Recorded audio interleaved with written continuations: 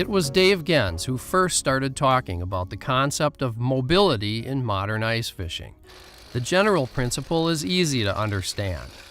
You will catch more fish if you drill more holes and look in more places. But along the way, the true meaning of mobility has been very misunderstood. Mobility means a number of things, beginning with packing light, bringing only what you need in the way of gear for what you are about to do. It also means keeping a mindset that mobility is important, so you don't get all comfortable and sit over one hole that's not producing. Mobility does not mean running around as fast as you can all over the ice, drilling 100 holes, and then wondering why you didn't catch much. There is a crucial concept that goes along with mobility that reveals the rest of the story.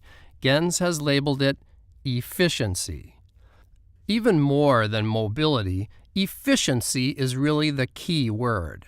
Let's start with one aspect of being efficient, understanding the difference between big moves and small moves. To check general areas or even switch to a different lake, you make big moves. Let's say you start out the day in a big bay that usually produces fish. If you try for an hour with no luck and you can see that the weeds are brown and down, it's time to make a big move.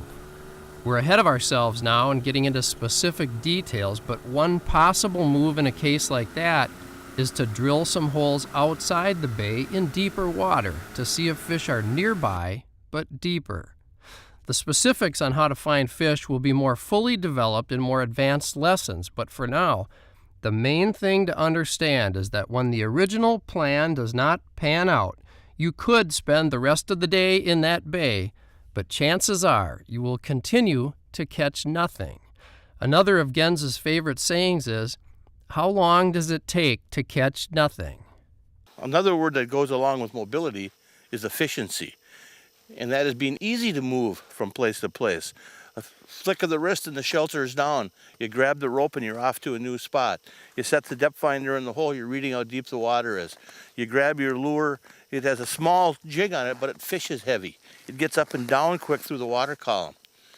So then you can hit several holes in a very short period of time. Because if you're not catching fish, there's really no sense of spending the afternoon there. So it's got to be easy just to pack up, like I have to do right now because we don't have any fish down there. And I'm just going to move over to this hole that's right over here. And I'm going to check that hole. We've located the fish in this area. Now we're making small moves to keep them under our hole.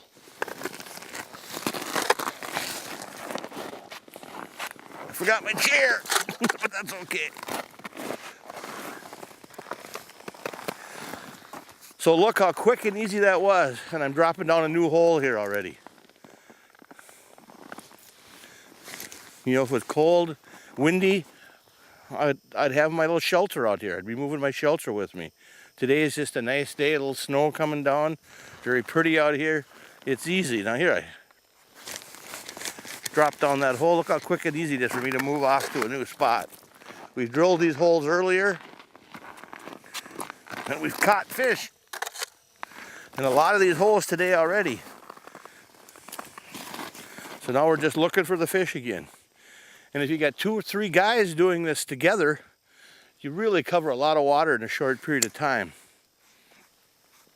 And if you don't see any fish, then it's time to make the big move. And I've even had to change lakes in the daytime. The original plan didn't work. So why stay there and to complain that the fish ain't biting? Move off to another body of water if necessary. When you're in search mode, it makes no sense to drill one set of holes and set up over them like you're moving into an apartment. And yet people do this all the time. The truth is, it doesn't take long at all to catch nothing. You should give each hole a reasonable time to produce, but usually no more than about 5 minutes. Try to stay restless until you start to catch a few fish. Then you begin to make small moves, staying within that general area, refining the search, zeroing in on the best holes, called the spot on the spot. And then once we find an area where we see some fish on the depth finder and now they're not there, we have to make small moves.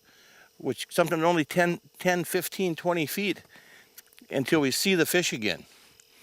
You have to understand there's only so many biters out there in a school of fish.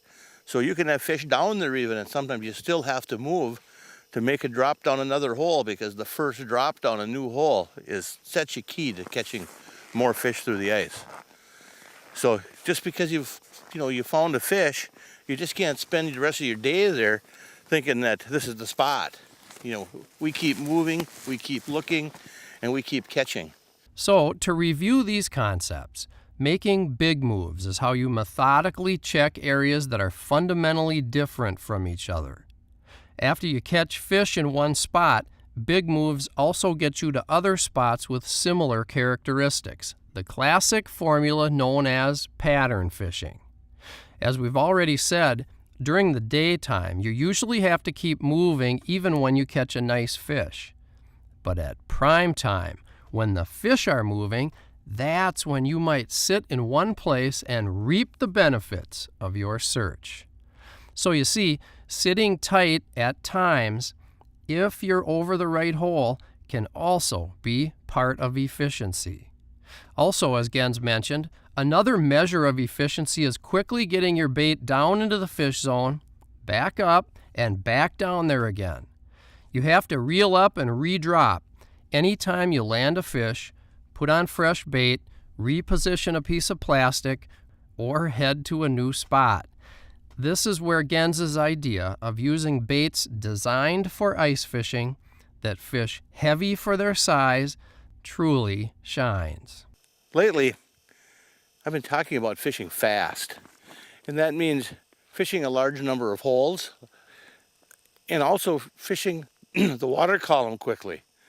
Fishing a lure that's heavy, that gets up and down when I want it to there. It's not a fluttering spoon that goes slowly, but one that if I want to move it slow, I can do that with my arm.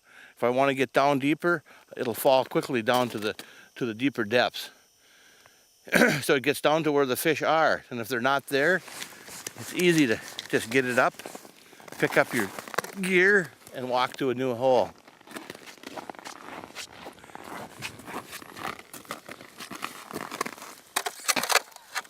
So fishing fast is an important part of catching more fish through the ice. You have to be able to move quickly from hole to hole and get up and down through the water column. On a cold day, it's important to have shelter though. So I've been outside fishing around here. My hands are getting cold, my rod's freezing up. I'm going in my house now, and I'll fish in here for just a little while, and I'll get warmed up.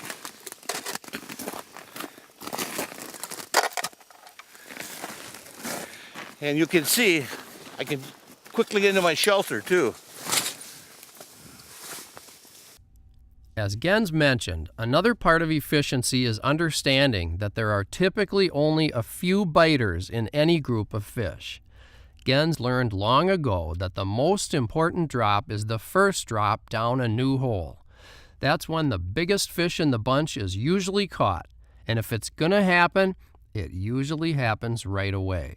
That's why you have to be ready as soon as you start fishing, as soon as you begin to make that first drop down a new hole. In our next section, we'll go into what you need to know to create a realistic and enticing presentation. Detect the bite when it comes, get the hook set in time, and then successfully fight and land the fish. Yeah, we know, it doesn't always happen like that, and that's why they call it fishing and not catching.